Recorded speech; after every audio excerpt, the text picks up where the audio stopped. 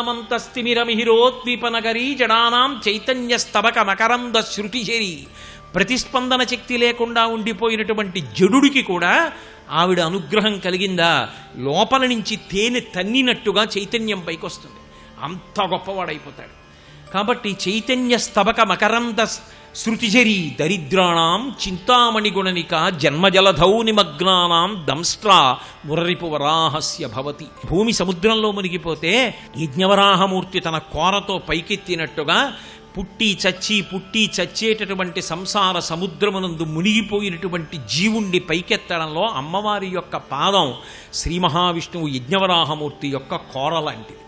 అంత గొప్పగా లోకములను అనుగ్రహించగలవమ్మా అంటారు. అయితే రాముడి కారుణ్యం ఎటువంటిదో ఆవిడ కారుణ్యం అటువంటిది. అయితే కారుణ్యం ఎలా తెలుస్తుంది? ఆయన ఎప్పుడూ ధనస్సు పట్టుకుని ఉంటాడు. ఏమో ఎవరు పిలుస్తారో రక్షిద్దామని. ఆవిడ ఏం చేస్తుంటుంది? ఎప్పుడు కళ్ళు తిప్పుతూ ఉంటుంది. ఎంత తిప్పుతూ ఉంటుంది? దృశాద్రాగీయస్యాదల దళిత నీలోత్పల రుచాదవీయం సంపీనం స్నపయ కృపయా మమపి శివే అనీనాయం ధన్యో భవతి నచతేహానిరియత వనేవా హర్మ్యేవా సమకర నిపాతో హిమకరః. ఎంత దూరం అంటే ఈ బ్రహ్మాండములు ఎంతవరకు ఉన్నాయో అంతకన్నా అవతల వరకు తిప్పుతుంటుంది కళ్ళు. ఎందుకంటే ఆ బ్రహ్మకీట జనని ఏమో ఎవరు పిలుస్తారో నేను రక్షించాలని ఆ తల్లి ఇలా కళ్ళు తిప్పుకుంటూనే ఉంటుందట. రాముడు ఎంత దయతో తనవారి గురించి చూసుకుంటూ ఉంటాడో ఆవిడ తన చూపులతో అలా చూసుకుంటూ ఉంటుందట. మావిళ్ళమ్మ అని మహాతల్లి ఇప్పటికీ కూడా భీమవరంలో ఉంది. ఆకర్ణాంత విశాల నేత్రములు అంటారు. ఆ కళ్ళు ఇక్కడ వరకు ఉంటాయి. నిజంగా అలా ఊహించారనుకోండి, అంటే అలా ఉంటే బాగుంటాయా అండి అనిపిస్తుంది. కానీ మీరు ఆ భీమవరం వెళ్ళి మావుళ్ళమ్మ దర్శనం చేస్తే ఆవిడ కళ్ళు ఇక్కడ వరకు ఉంటాయి. ఈ కన్ను ఇక్కడ వరకు ఉంటుంది, ఈ కన్ను ఇక్కడ వరకు ఉంటుంది, ఈ కన్ను ఇక్కడ వరకు, ఈ కన్ను ఇక్కడ వరకు ఉంటే ఎంత అందంగా ఉంటుందో తెలుసుకోవాలంటే మావుళ్ళమ్మ దర్శనం చేయాలి.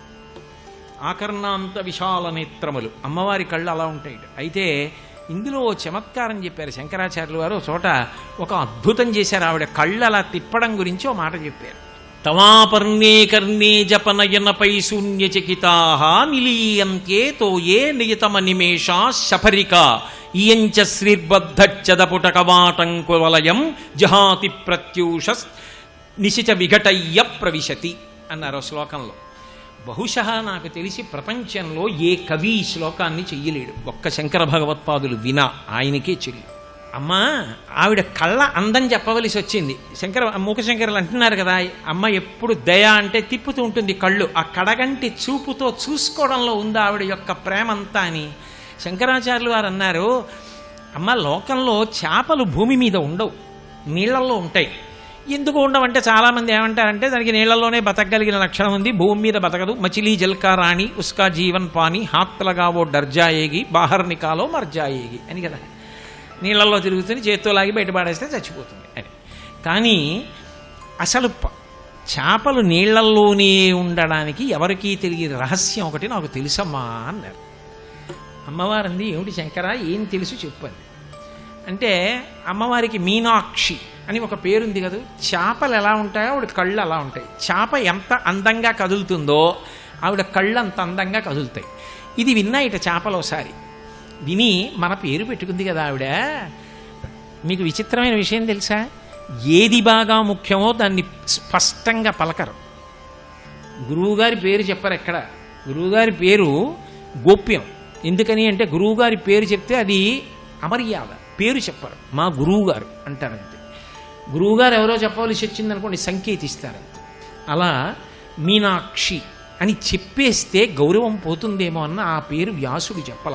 లలితాశాస్త్రంలో మీనాక్షి అన్న పేరు లేదు. అందుకే వక్త్రలక్ష్మీ పరీవాహ చలన్మీనాభలోచన శంకరాచార్యుల వారు కూడా మీనాక్షి అనలేదు తిన్నగా.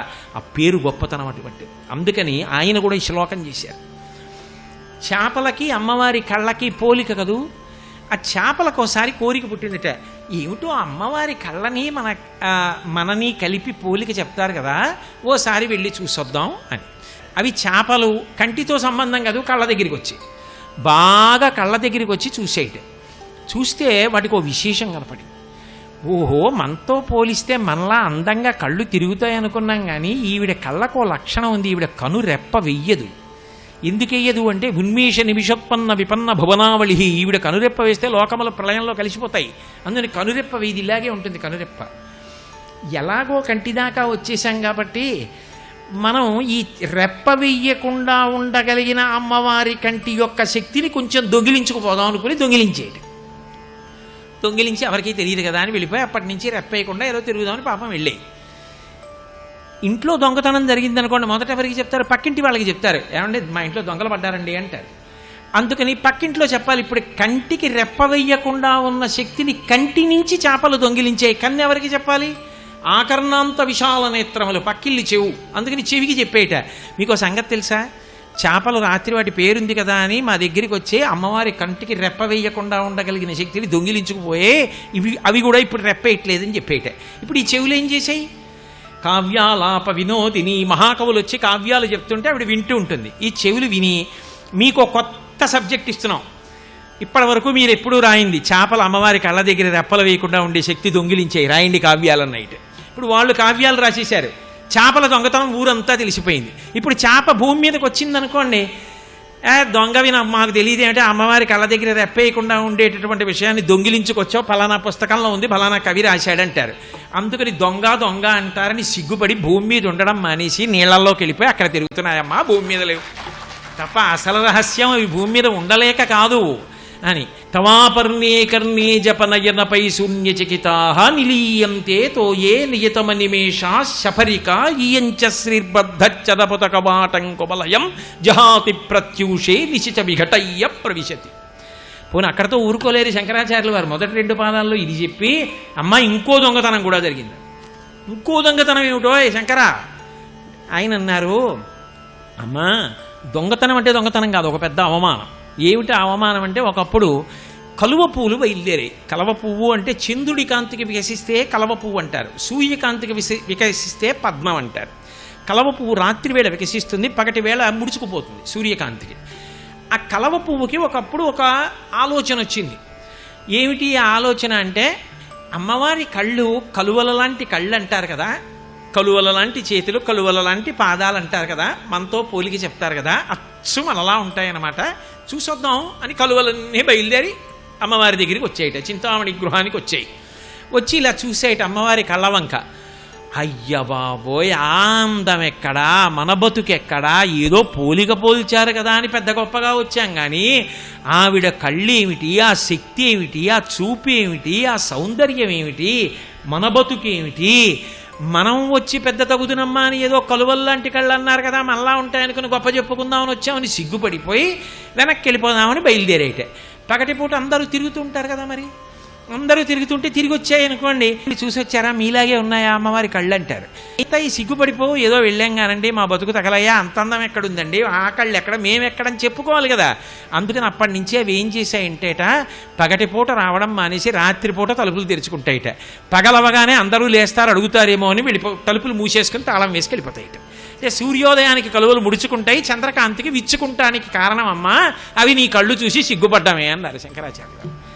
అబ్బో, తల్లి కన్నులకు ఉండేటటువంటి లక్షణం, ఆ అందం చెప్పడానికి ఆమె కంటి చూపు ఒక్కొక్క చోట పడితే ఒక్కొక్క మహానగరం ఆవిర్భవించింది. విశాల కళ్యాణి స్ఫుటరుచరయోధ్యా కువలయై కృపాధారా కిమపి మధురా భోగవతిక అవంతి సృష్టిస్తే బహునగర విస్తార విజయ ధ్రువం తత్తన్నామ వ్యవహరణ యోగ్యా విజయతే అంటారు శంకర భగవత్పాదులు. కాబట్టి ఆ తల్లి యొక్క చూపు అంత గొప్పది. కాబట్టి అమ్మా ఏం చెయ్యాలి, నీ కడగంటి చూపు, నీ పొట్టి చూపు నాకే ఉపకారం చేయాలి. కుంఠీకరోతు విపదం మమ, నా యొక్క ఆపదలను ఆ కడగంటి చూపు తొలగించుగాక, నేను ఎప్పుడూ సంతోషంగా ఉండేటట్టుగా అనుగ్రహింపబడేదనుగాక. కాబట్టి కుంఠీకరోతు విపదం మమ కుంచిత భ్రూచాపాంచిత శ్రిత విదేహ భవానురాగ రక్షోపకారమనిశం జనయం జగత్యాం కామాక్షి రామ యువతే కరుణాకటాక్ష.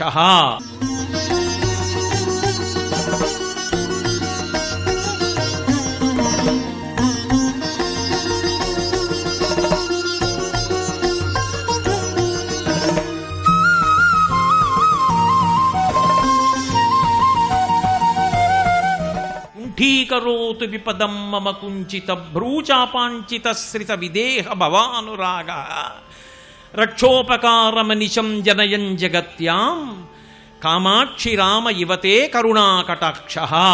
నీ యొక్క ఆ కడగంటి చూపులో, నీ కరుణా కటాక్షంలో నాకు రామదర్శనం అవుతోందమ్మా అని రామచంద్రమూర్తిని, అమ్మవారి చూపుని, రెండింటికి ఉన్న సామ్యాన్ని చెప్తూ మూకకవి మహానుభావుడు మూకశంకరులు కామాక్షి పరదేవతయే ఆయనలో ప్రవేశించి పలికితే పలికినటువంటి ఒక పరమాద్భుతమైనటువంటి శ్లోకం. ఇప్పుడు నేను చెప్పబోయే శ్లోకం ఏ శ్లోకం అయితే ఉందో ఆ శ్లోకాన్ని చాలామంది సంప్రదాయజ్ఞులు శ్లోకం కింద భావన చెయ్యరు, మంత్రం కింద భావన చేసి దీన్ని రోజు పూజలో అనుసంధానం చేస్తారు.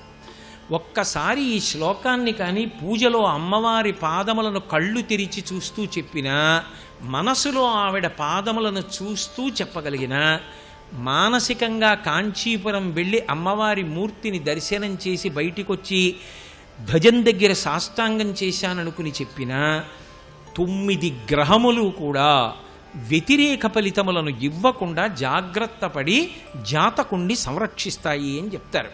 దీన్ని చాలామంది పెద్దలందరూ కూడా మంత్రస్థాయినిచ్చి గౌరవిస్తారు ఆ శ్లోకాన్ని. దధానో భాస్వత్తామృత నిలయో లోహిత వపు వినమ్రాణాం సౌమ్యో గురురపి కవిత్వంచ కలయన్ గతౌ మందో గంగాధర మహిషి కామాక్షి భజతాం తమః కేతుర్మాతః తవ చరణ పద్మో విజయతే. అది ఆ శ్లోకం. తవ చరణ పద్మో విజయతే. అమ్మా, నీ పద్మములు నీ పాదపద్మములు సమస్త కాలముల యందు విజయమును పొందుగాక, లేదా వాటి విజయము కీర్తింపబడుగాక. ఆ పాదములు ఒక్కదానిలో 9 గ్రహములను చూపించారు మూకశంకరుడు. అమ్మవారి పాదాల వంక చూస్తున్నారనుకోండి, అమ్మవారి పాదాలకి అలంకారం చేసిన పసుపు, పెట్టిన పారాణి, పాదములకు పెట్టబడిన మంజీరములు, ఆ ఎర్రటి అంచుతో ఉన్న పచ్చటి పట్టుపుట్టం, ఆ వేళ్లకి పెట్టబడినటువంటి మట్టెలు, పాదముల మీద పూజ చేయబడినటువంటి పసుపు కుంకాలు, ఎర్రటి అక్షతలు, ఆ జాజిపూలు, మల్లెపూలు, సంపంగిలు, ఆ దివ్యమైన పాదముల జంట వంక చూస్తూ మూకశంకరులు 9 గ్రహములు ఆ పాదములలో ఎలా కనపడతాయో చెప్తున్నారు. దధానో భాస్వత్త. అమ్మవారి పాదములు సామాన్యంగా ఉండవు, వాటిలోంచి ఒక అద్వితీయమైనటువంటి కాంతి వెదజల్లబడుతూ ఉంటుంది. ఎందుకంటే అవి సామాన్య పాదములు కావు, అక్షరములు ఒక రూపాన్ని ధరిస్తే అమ్మవారి యొక్క శరీరం అవుతుంది. కాబట్టి ఆమె యొక్క చరణారవిందముల నుండి గొప్ప దివ్యకాంతులు ప్రభవిస్తూ ఉంటాయి. అసలు ఆవిడ పాదముల వంక ఇలా చూశారనుకోండి, నకధీదితి సంచన్నన మజ్జన తమోగుణ. ఆమె యొక్క కాలి వేలి గోటిలోంచి వచ్చేటటువంటి తెల్లటి కాంతి కనపడితే కోట్ల జన్మల నుంచి వస్తున్న అజ్ఞానము విచ్చిపోతుంది. అంత గొప్ప పాదములు. అందుకే కనీసం జీవితంలో అలా శ్రద్ధగా చూడాలి అంటే సువాసిని పూజ చూస్తారు. సువాసిని పూజలో ఇప్పుడు నేను ఎలా వర్ణించానో అలా కనపడతాయి పాదాలు. అలా సువాసిని పూజ జరుగుతూ ఉండగా దూరంగా కూర్చునైనా సరే ఆ పాదముల వంక చూస్తూ ఈ శ్లోకం చెప్తే ఉత్తర క్షణంలో కామాక్షి అనుగ్రహం కలుగుతుంది, నాకు పరిపూర్ణ విశ్వాసం. దధానో భాస్వత్త. అమ్మా, నీ ఎర్రని పాదములలోంచొస్తున్న కాంతులున్నాయే అవి సూర్యగ్రహానికి ప్రతీకలు. సూర్యుడు స్వయం ప్రకాశకం, గొప్ప కాంతి వస్తుంటుంది ఆయనలోంచి. అందున సూర్యోదయ సమయంలో ఎర్రటి కాంతి వస్తుంది. అమ్మవారికి ఎరుపు కాంతికి చాలా దగ్గరి సంబంధం. అసలు ఒక పెద్ద చిదంబర రహస్యం ఉంది. 2 సార్లు ఎరుపు కాంతి చెప్తే తప్ప అసలు అమ్మవారి రూపదర్శనాన్ని అంగీకరించారు. మీరు గమనించండి, లలితా సహస్రనామ స్తోత్రం చదువుతున్నారు అనుకోండి, శ్రీమాత శ్రీ మహారాజ్ఞి శ్రీమత్సింహాసనేశ్వరి, వెంటనే ఏం చెప్తారు? చిదగ్నికుండ సంభూత దేవకార్య సముజ్యత. ఇందుకు వచ్చావు వెంటనే ఆవిడ రూపం చెప్తారా? ఉజ్జద్భాను సహస్రాభ. ఉదయిస్తున్న సూర్యబింబము యొక్క కాంతి 1000 మంది బాలసూర్యులు ఉదయిస్తూ ఉంటే ఎర్ర కాంతి నీ యందు ఉన్నది. ముందు ఒకసారి ఎరుపు కాంతి చెప్పారు. ఇప్పుడు నిజానికి ఎక్కడ మొదలెట్టాలి? తల దగ్గర మొదలెట్టాలి. మొదలెడతారా? మొదలుపెట్టరు. మొదలు పెట్టకుండా రాగస్వరూప పాషాఢ్య క్రోధాకార అంకుశోజ్వల మనోరూపేక్షుకోదండ పంచతన్మాత్రసాయక 4 చేతులు 4 ఆయుధాలు చెప్పారు. చెప్పిపోని తల దగ్గరికి కడతారా? వెళ్ళరు. వెళ్ళకుండా ఏదో క్రోధాకార అంకుశోజ్వల మనోరూపేక్షుకోదండ పంచతన్మాత్రసాయక మళ్ళీ ఎరుపు చెప్తారు. నిజారుణ ప్రభాపూర మధ్య బ్రహ్మాండ మండల, నీ ఎరుపుతో బ్రహ్మాండములను ముంచేస్తున్నావు. మళ్ళీ ఎరుపు చెప్తారు. చెప్పి ఇప్పుడు చంపకాశోక పున్నాగ సౌగంధిక లసత్కచ, ముందు బాహువులు ఆయుధాలు చెప్పే ముందు అటు ఇటు ఎరుపు పెట్టి తర్వాత తల దగ్గరికి ఎడతారు. ఎందుకు వెళ్ళింది లలితా సహస్రం అసలు? కంచన కాంచీ తిలకం కరధృత కోదండ బాణ శృణిపాశం కఠిన స్తనభరణంబ్రం కైవల్యానందకందమవలంబే అని శ్లోకం చేశారు మూకశంకర్లు అమ్మవారి మీద. ఎర్రటి కాంతి బాలభానుడి కాంతులు వస్తూ ఉంటాయి. బాలభానుడు చూడ్డానికి సౌకర్యంగా ఉంటాడు. అందున మీకు చాలా తేలిక. విశాఖపట్నంలో సముద్రం దగ్గరికి వెళ్ళి కూర్చుంటే మొట్టమొదట సముద్రంలోంచి కుంకుమ బొట్టులా వస్తాడు. ఎర్ర కాంతి సముద్రం మీద సార కింద పడుతుంది. దాని మీద పడవ వెడుతుంటే ఎర్ర కాంతిలో మునిగిపోతుంది. వెనక వరకు కొండ వరకు కాంతి కొట్టి మనం కూడా ఎరుపులో మునిగిపోతాం. కాసేపటికి నారింజ రంగులో బింబం పైకి ఎక్కుతుంది. అది ఆ ఎరుపు కాంతి ఎలా ఉంటుందో అటువంటివి 1000 బాలసూర్య బింబముల కాంతి ఆ పాదములలోంచి వస్తుంటుంది. అంటే కాంతిని చూడగానే కన్ను ఆకర్షింపబడుతుంది. ఆవిడ పాదముల వంక చూడగానే మీరు మనసు పెట్టి చూడాలి, కానీ మీరు ఆకర్షితులైపోతారు. దధానో భాస్వత్త, ఆ పాదములు సూర్యునకు గుర్తు కాబట్టి మొదటి గ్రహం. గ్రహములకు అన్నిటికీ కూడా నాయకుడు కదా, అందుకని సూర్యుడు. సర్వం శ్రీ ఉమామహేశ్వర పరబ్రహ్మార్పణమస్తు.